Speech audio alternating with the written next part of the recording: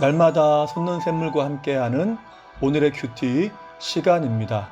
7월 3일 금요일 오늘의 말씀은 신명기 7장 12절로 16절까지의 말씀입니다. 너희가 이 모든 법도를 듣고 지켜 행하면 내 하나님 여호와께서 내 조상들에게 맹세하신 언약을 지켜 내게 인애를 베푸실 것이라. 곧 너를 사랑하시고 복을 주사 너를 번성하게 하시되 내게 주리라고 내 조상들에게 맹세하신 땅에서 내 소생에게 은혜를 베푸시며 내 토지 소산과 곡식과 포도주와 기름을 풍성하게 하시고 내 소와 양을 번식하게 하시리니 내가 복을 받음이 만민보다 훨씬 더하여 너희 중에 남녀와 너희의 짐승의 암수에 생육하지 못함이 없을 것이며 여호와께서 또 모든 질병을 내게서 멀리하사 너희가 아는 애굽의 악질에 걸리지 않게 하시고 너를 미워하는 모든 자에게 걸리게 하실 것이라. 내 하나님 여호와께서 내게 넘겨주신 모든 민족을 내 눈이 긍휼히 여기지 말고 진멸하며 그들의 신을 섬기지 말라. 그것이 내게 올무가 되리라. 새로운 아침입니다. 여호와 라파, 하나님은 우리의 모든 걸 치유하는 분이십니다. 자, 오늘 본문을 보면 하나님은 죄의 올무를 제거하라고 하십니다.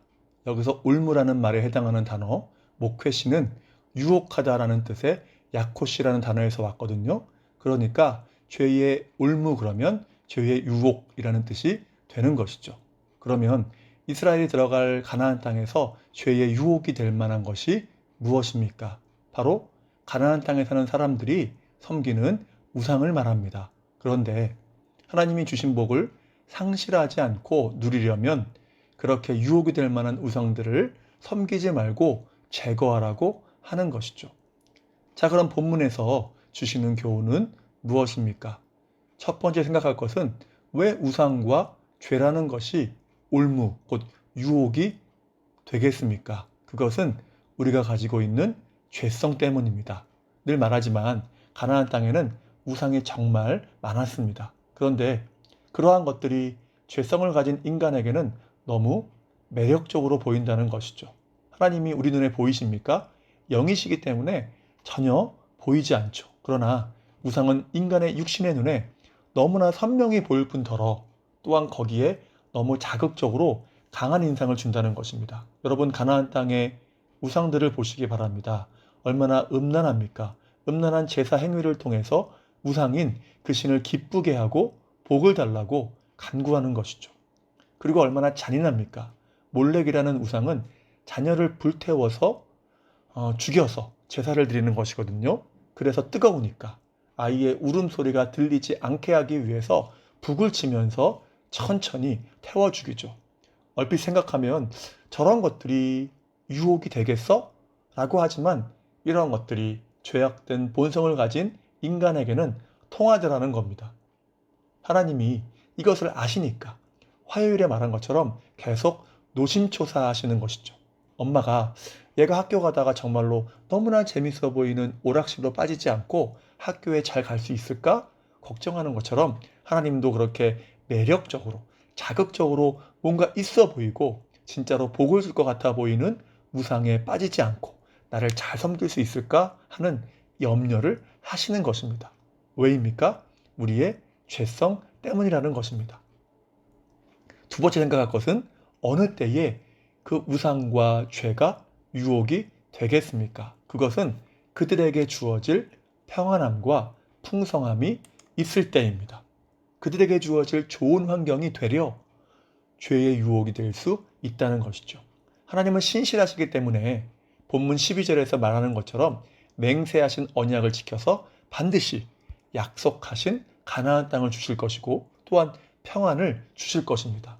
그리고 13절로 15절까지 나오는 것처럼 풍성함과 번성과 강건함을 주신다는 것이죠.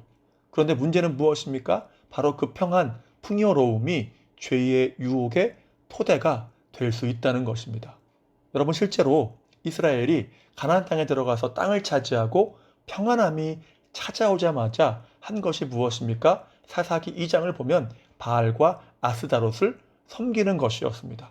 적어도 그들이 가나안에 들어와서 계속 전쟁할 때는 그렇게까지 우상을 섬기지는 않았고 올무가 되지는 않았지만 그들에게 안녕과 평안이 주어졌을 때 비로소 우상을 섬기기 시작한 것입니다. 그래서 호세아 2장 8절에 보면 곡식과 새 포도주와 기름은 내가 그에게 준 것이요 그들이 바알을 위하여 쓴 은과 금도 내가 그에게 더하여 준 것이언을 그가 알지 못하도다라고 하십니다. 그리고 호세아 3장 7절에도 그들은 번성할수록 내게 범죄하니라고 하죠. 오늘 본문에도 팔레스타인 지방의 3대 소산물인 곡식과 포도주와 기름이 나오는데 하나님은 약속대로 그것을 풍성히 주신 것입니다. 강수량이 아주 적은 그곳에서 풍성함은 하나님의 특별한 은혜라는 것입니다. 그런데 그들은 그렇게 풍요롭고 번성할수록 하나님이 주신 복을 가지고 우상들에게 바치고 섬긴 것입니다. 이것이 죄악된 본성을 가진 인간의 실존이라는 것이죠. 하나님이 복을 주시면 더 힘을 내서 하나님을 더 잘 섬기며 예배해야 되는데 그렇지 못하더라는 것입니다. 그래서 우리는 풍요롭고 형통하고 힘이 있을 때 더 조심해야 한다는 것이죠. 여러분, 마귀가 예수님을 3가지로 시험합니다. 그 중에 하나가 돌이 떡덩이가 되게 하라라는 것입니다. 이것이 왜 시험이 됩니까? 우리한테는 이것이 시험이 될까요? 전혀 안 됩니다. 왜입니까? 그것을 할 수 있는 힘이 없기 때문이죠. 그런데 예수님은 가능하시잖아요. 그래서 유혹이 된다는 것입니다. 다윗 왕도 마찬가지죠. 다윗에게 왜 밧세바가 유혹이 되었습니까? 신하들은 전쟁을 하러 나갔는데 그에게는 평안함이 있었고 또한 밧세바를 빼앗을 만한 힘이 있었기 때문입니다. 만약 힘없는 일반 백성이었다면 유혹이 덜 되었겠죠. 이렇듯 우리에게는 번영하고 힘이 있고 평안한 것이 죄의 유혹을 받을 수 있는 하나의 요인이 될 수 있음을 기억해야 합니다. 누구나 어렵고 힘들고 바쁘게 살아갈 때는 다른 생각을 잘 안 하죠. 죄의 유혹을 받을 겨를이 별로 없는 것입니다. 그러나 형통하고 평안할 때 우리는 하나님보다 다른 것을 더 사랑하는 우상숭배와 기타 여러 죄의 유혹을 받을 수 있다는 것입니다.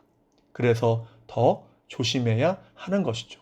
자, 그렇다면 이러한 죄의 유혹을 이길 만한 힘이 우리에게 있습니까?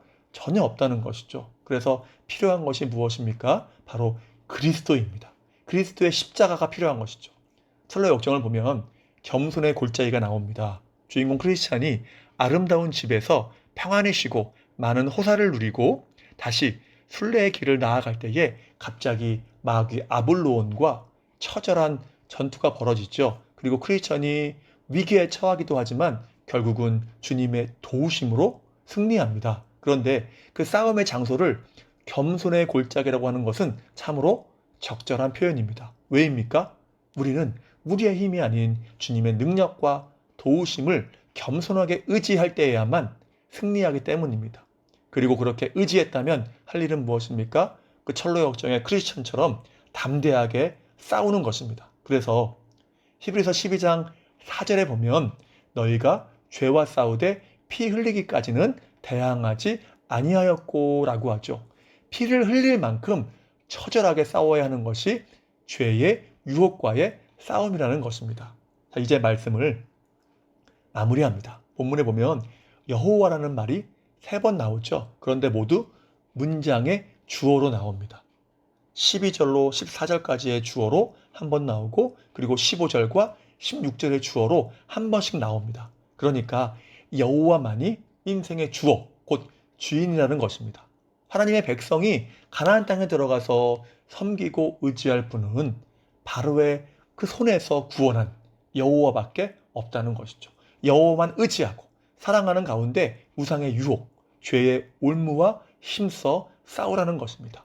이렇듯 우리 또한 우리가 의지하고 사랑할 대상은 우리를 죄에서 구원하신 예수 그리스도밖에 없는 것이죠. 그리고 주님의 십자가를 붙들고 죄와 힘써 싸워야 하는 것입니다. 이것만이 승리의 길인 것이죠. 그러므로 예수 그리스도의 십자가의 능력을 붙잡고 나아가서 힘써 싸워 승리하시고 그 말씀을 온전하게 순종함으로 신실하신 하나님께서 약속을 지켜서 주시는 은혜와 복을 상실하지 않고 영원히 누리시는 복된 삶 되시기를 주님의 이름으로 축복합니다. 기도하겠습니다. 사랑과 은혜가 충만하신 하나님 감사합니다. 우리가 이스라엘 백성들처럼 오늘도 가나안 땅을 살아갑니다. 이렇게 우상으로 가득한 세상 속에서 주님을 바라보고 그리스도의 십자가를 붙들게 하옵소서. 그리고 죄의 유혹과 힘써 싸움으로 말미암아서 우리 앞에 놓인 그 죄의 올무를 온전히 제거하고 하나님의 말씀을 따라갈 때에 하나님께서 주시는 그 복을 온전히 누릴 수 있는 그러한 복된 인생으로 축복하여 주시옵소서. 오늘 하루의 삶도 의탁합니다. 은혜의 손길로 섭리하심으로 그리스도 안에 거하는 인생이 얼마나 복될 수 있는지를 경험할 수 있도록 주님 함께하여 주시옵소서. 다시 한번 주님의 은혜를 간구하오며 예수님의 이름으로 기도하옵나이다. 아멘.